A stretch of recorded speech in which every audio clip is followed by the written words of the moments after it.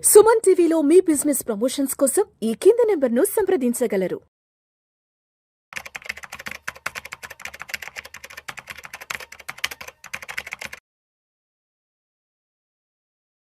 Welcome to Vishnu talks. నేను విష్ణు. ప్రస్తుతం నాతో పాటు NIS and CRISIL certified wealth manager Revanth Chalamala ఉన్నారు. వారితో మాట్లాడదాం. నమస్తే రేవంత్. నమస్తే అండి.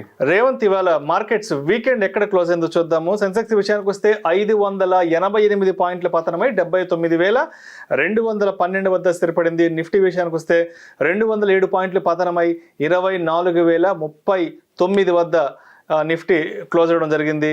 సో లాస్ట్ 1 వీక్ నుంచి మార్కెట్లో మంచి పాజిటివ్ ర్యాలీ వచ్చింది. సో మార్కెట్ అంతా కూడా సజావుగా ముందుకు సాగిపోతుంది అనుకున్నాం. ఎందుకంటే ఆల్మోస్ట్ లాస్ట్ ఒక 3-4 మంత్స్ నుంచి ట్రంప్కి సంబంధించిన రకరకాల వార్తలతో, ట్రంప్కి సంబంధించిన వార్తల స్పెక్యులేషన్తో మార్కెట్ ఎంత ఫాల్ అయిందో, మార్కెట్ ఎంత క్రాష్ అయిందో చూసాము. ఎస్, ఒక వారం నుంచి మార్కెట్ కొంత అలా సర్దుకుంది. ఎస్, అంత పాజిటివ్గానే వెళ్తుంది అనుకున్న టైంలో ఒక్కసారిగా ఇండియా పాకిస్తాన్కి సంబంధించిన వార్తలు, దానికి సంబంధించిన వార్కి సంబంధించిన హీట్ ఏదైతే స్టార్ట్ అయిందో అప్పటి నుంచి మార్కెట్లు మళ్ళీ కొంత ఫాల్ అనేది రావడం మొదలైంది. సో ఏంటి, ఒకవేళ యుద్ధం కనుక కంప్లీట్గా స్టార్ట్ అయిపోతే మరి యుద్ధానికి సంబంధించిన ఇంపాక్ట్ అనేది ఇండియన్ స్టాక్ మార్కెట్స్ని ఏ విధంగా టచ్ చేసే అవకాశం ఉందంటారు? సో మార్కెట్స్ కంపారిటివ్లీ మనకి బెటర్గా పర్ఫామ్ చేశాయని చెప్తాను నేను. ఈరోజు కొంతవరకు రేట్లోనే క్లోజ్ అయి ఉండొచ్చు కాకపోతే మార్నింగ్ నుంచి కంపేర్ చేస్తే అసలు ఒక డీప్ కరెక్షన్ అయితే మార్కెట్లో చూసాం. 23,800 కంటే ఎక్కువ కూడా మార్కెట్ రంగులో కరెక్షన్ జరిగింది. అక్కడి నుంచి ఆల్మోస్ట్ మళ్ళీ నిఫ్టీ అంతా కూడా రీగెయిన్ అవ్వడం జరిగింది. కాకపోతే ఒక పెద్ద వోలటాలిటీ ఈరోజు ఓపెనింగ్ అంతా కొంత పాజిటివ్గా హోప్ క్రియేట్ చేసింది. యాక్చువల్గా దాదాపుగా మనకి ఈరోజు టాప్ నుంచి కిందక పడ్డదాంతో దాదాపు 500 పాయింట్లు పడింది. మళ్ళీ కొంచెం 300 పాయింట్ల రికవరీకి వచ్చింది. సో బేసిక్గా మార్కెట్లో మాత్రం ఈరోజు విపరీతమైన వోలటాలిటీ కనిపించింది. ఆల్మోస్ట్ ఇండియా విక్స్ ఈరోజు దాదాపుగా 5.58% ఇంక్రీజ్ అయింది. సో బేసిక్గా వాలటాలిటీ అనేది మార్కెట్లో బిల్డ్ అవడం అయితే ఎవిడెంట్గా కనపడుతుంది. ఈ రోజు కనుక ఐటీ సెగ్మెంట్ మార్కెట్ని కనుక సపోర్ట్ చేయకపోయి ఉండుంటే ఈ రోజు ఖచ్చితంగా మనం ఇంకెక్కువ వీక్నెస్ని అయితే చూసుండేవాళ్ళం. సో ఈ రోజు లాస్ట్ మూమెంట్లో మనకి ఐటీ సెగ్మెంట్ కూడా పాజిటివ్గా టర్న్అవుట్ అయిపోవటం, అండ్ మార్నింగ్ నుంచి కూడా ఐటీ కొంతవరకు న్యూట్రల్గానే ట్రేడ్ అవుతుంది +or- పాయింట్స్ తోటి. బట్ డే ఎండింగ్ కల్లా కూడా మొత్తం అది ఒక మంచి ఊపునైతే తీసుకొని వచ్చింది. సో ఇప్పుడు ఒక్కసారి ఫస్ట్ మన మార్కెట్ స్ట్రక్చర్ గురించి కొన్ని విషయాలు మనం అర్థం చేసుకోవాలి. సో ప్రీవియస్గా మార్కెట్ మనకి 22,000 దగ్గరకు వచ్చినప్పుడు సుమారుగా మార్చ్ 4వ తారీఖున అక్కడి నుంచి ఒక షార్ప్ రికవరీ మనకి 23,800 వరకు కూడా వెళ్ళడం గమనించాం. సో బేసిక్గా అక్కడికి ఒక వి షేప్ రికవరీ వచ్చినప్పుడు మనం ఒక మాట క్లియర్గా అనుకున్నాం, మార్కెట్ వి షేప్ రికవరీ చేసే అవకాశాలు లేవు, డబ్ల్యూ షేప్ ప్యాటర్న్లో మాత్రమే మార్కెట్ పైకి వెళ్ళే అవకాశాలు ఉంటాయని అనుకున్నాము. సో కొంతమంది మన వ్యూవర్స్ ఆ డౌట్ని ఎక్స్ప్రెస్ చేశారు, డబ్ల్యూ ప్యాటర్న్ జరిగిందా మార్కెట్లో అని. సో ఇది ఒక నాలెడ్జ్ పర్పస్ తోటి ఈ విషయాన్ని షేర్ చేస్తున్నాను. మార్కెట్లో డబ్ల్యూ ఫార్మేషన్ అనేది ఏ విధంగా జరిగిందో క్లీన్గా ఇక్కడ మనకి స్క్రీన్ మీద అయితే కనపడుతుంది. కాకపోతే మార్కెట్ డబ్ల్యూ ప్యాటర్న్ ఫార్మేషన్ జరిగింది అని అర్థమయ్యే లోపలే 22,000 లెవెల్ నుంచి మళ్ళీ 24,000 లెవెల్ వరకు కూడా వెళ్ళిపోవడం జరిగింది. సో మార్కెట్ మనకి క్యాప్చర్ చేసే సమయాన్ని కూడా ఇవ్వదు, అంటే మనకు అర్థం కాకుండానే అది మూమెంట్ ఇచ్చేస్తూ ఉంటుంది. సో ఏదైతే డబుల్ బాటమ్ ఫార్మేషన్ జరిగిందో అక్కడి నుంచి పైకి వెళ్ళటం మార్కెట్ స్ట్రక్చర్ పాయింట్ ఆఫ్ వ్యూలో మాత్రం మంచి రికవరీ పాయింట్ ఆఫ్ వ్యూలో చూడవచ్చు. సో ఇప్పుడు మీరు చెప్పినట్టుగా టారిఫ్ టెన్షన్స్ తర్వాత అటు ప్రపంచ మార్కెట్లు అన్నీ కూడా కొంతవరకు ఊపిరిని పీల్చుకుంటున్నాయి.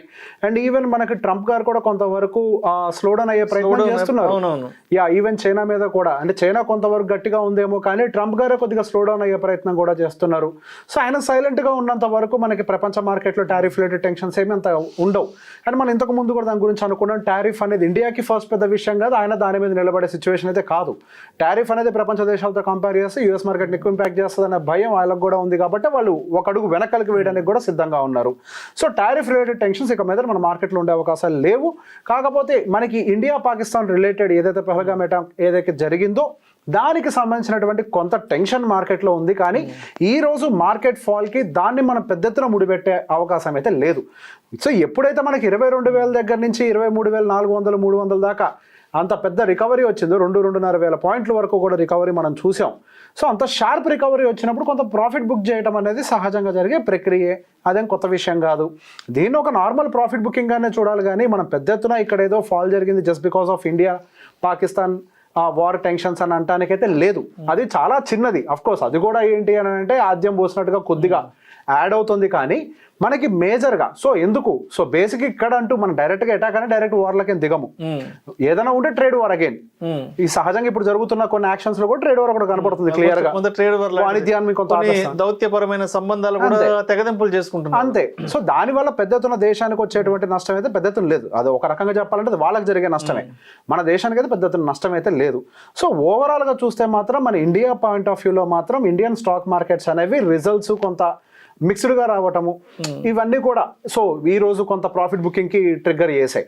సో ఈ వారం మొత్తం ఒకసారి మన ఇండియన్ స్టాక్ మార్కెట్ని కనుక గమనించినట్లయితే మనకి నిఫ్టీ అంటే మనం ఓన్లీ నిఫ్టీ విషయాన్ని గమనించినట్లయితే అప్రాక్సిమేట్గా నిఫ్టీ ఒక 1.5% ఎంతో ప్రాఫిట్లో క్లోజ్ అవడం గమనించాం ఈ వీక్ మొత్తం. ఈ వీక్ క్యాండిల్ కనుక గమనించినట్లయితే మన పైకి వెళ్ళింది కానీ ప్రాఫిట్ బుకింగ్ కూడా జరిగింది. మనం పోయిన వారం కరెక్ట్గా ఈ శుక్రవారం రోజు వీడియో చేసినప్పుడు మార్కెట్లో నెక్స్ట్ వారం ఎట్లుంటుందని మీరు అడిగినప్పుడు మనం ఆ పాయింట్లోనే మార్కెట్ పెద్ద ఎత్తున మూవ్స్ చేసే అవకాశాలు అయితే లేవు, కొంతవరకు కన్సాలిడేట్ అవుతుంది, పైకి వెళ్ళింది, ప్రాఫిట్ బుక్ అయింది. సో హార్డ్లీ మనకు 0.79% 187 పాయింట్స్ వీక్లీ గెయిన్స్ తీసుకొని కొంతవరకు మనకి పాజిటివ్ క్లోజింగ్ ఇచ్చింది.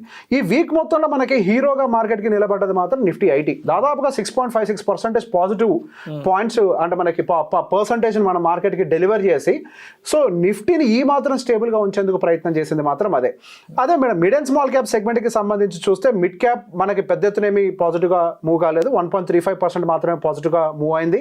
అదే స్మాల్ క్యాప్ పాయింట్ ఆఫ్ వ్యూలో మాత్రం మనకు అది కొంత నెగిటివ్లోనే ఉంది, 0.47% వరకు నెగిటివ్ క్లోజింగ్నే ఇచ్చింది అంటే మనం పోయిన వారంతో కంపేర్ చేస్తే. So markets on a week to week basis చూసినప్పుడు పెద్ద ఎత్తున మూవ్ అయితే ఏమీ జరగలేదు. పెద్ద ఎత్తున మూవ్స్ అంతా కూడా వచ్చింది మనకి సెక్టార్ బేస్డ్గా మాత్రమే, ఓన్లీ సెక్టార్ బేస్డ్ ర్యాలీ జరిగాయి కానీ ఇక్కడ కంప్లీట్గా బ్రాడర్ పిక్చర్ ర్యాలీ అయితే మనకి ఇక్కడ ఏం కనిపించట్లేదు. ఈవెన్ అటు బ్యాంక్స్ కూడా ఇవన్నీ కూడా న్యూట్రల్గానే ఉన్నాయి. ఈ వారం అంతా కూడా IT is a super hero of the market. So ఒక మంచి మూడు పైకి తీసుకొని వచ్చాయి. అసలు యాక్చువల్గా టెన్షన్స్ అన్నీ కూడా ఐటీలో ఉన్నాయని చెప్పి అందరు భయపడ్డారు, ఐటీ పతనం అయిపోతుంది, ఐటీ రికవర్ కాదు అని. కానీ ఇప్పుడు మనం చూస్తే అసలు రికవర్ అయింది ఏంటి ఐటీ. సో బేసిక్ ఇక్కడ మనకి వార్తల్లో కనిపించేది ఒకటి ఉంటే దాని బిహైండ్ ద సీన్ ఇంకోటి ఉంటుంది. ఎప్పుడు అదే మాట చెప్తాను, బిహైండ్ ద సీన్ ఏం జరుగుతుందో మనం దాని గురించి అర్థం చేసుకోవాలి. జస్ట్ హెడ్లైన్స్లో ఐటీకి పెద్ద ఎత్తున టారిఫ్ రిలేటెడ్ ముప్పు ఉంటుంది అని చెప్పేసి మనం మాట్లాడినంత మాత్రాన ఐటీకి జరిగేటువంటి నష్టం ఏం లేదు. ఆ ర్యాలీని తీసుకోకపోతే మనకు మాత్రమే నష్టం జరుగుతుంది. సో మనకి ఈవెన్ అటు ఫార్మా కానీ ఐటీ కానీ మంచి రిజల్ట్స్ అయితే డెలివరీ చేశాయి. సో మనకి ఈ రోజు పర్టికులర్గా మార్కెట్లో గమనించినట్లయితే మనకి టీసీఎస్ కానీ ఎస్బీఐ లైఫ్, ఇన్ఫోసిస్ ఇవన్నీ కూడా మార్కెట్ని కొంతవరకు బాగానే సపోర్ట్ చేశాయి. అండ్ సో ఈ రోజు టోటల్ నిఫ్టీ 50లో మనకి టాప్ గైనర్స్గా ఎస్బీఐ లైఫ్ ఇన్సూరెన్స్ దాదాపుగా 5.4%, దాని దరిదాపులో కూడా ఏమీ లేదు. అండ్ తర్వాత టీసీఎస్ అవి నిలబడ్డాయి. శ్రీరామ్ ఫైనాన్స్లో మాత్రం కొంతవరకు పతనం కనిపించింది, దాదాపుగా 6% వరకు కూడా మనకి వీక్నెస్ కనిపించింది. అటు అదాని ఎంటర్ప్రైజ్, అదాని పోర్ట్స్ వీటన్నిటిలో కూడా 3% చొప్పున యావరేజ్గా మనకు కొంతవరకు వీక్నెస్ అయితే మనకి వీటిలో కనిపించింది. ఈవెన్ యాక్సిస్ బ్యాంక్ రిజల్ట్స్ కొంతవరకు మేబీ మార్కెట్కి నచ్చలేదు, దాంట్లో కూడా కొంతవరకు సెల్లింగ్ అయితే ట్రిగ్గర్ అయింది. ఈ రోజు one of the top last అంటే డబ్బులు ఎక్కువ అంటే మనకి ఎక్కువ పాయింట్స్ని తీసుకువెళ్ళిపోయిన దాంట్లో కూడా యాక్సిస్ బ్యాంక్ ఎక్కువగా ఉంది.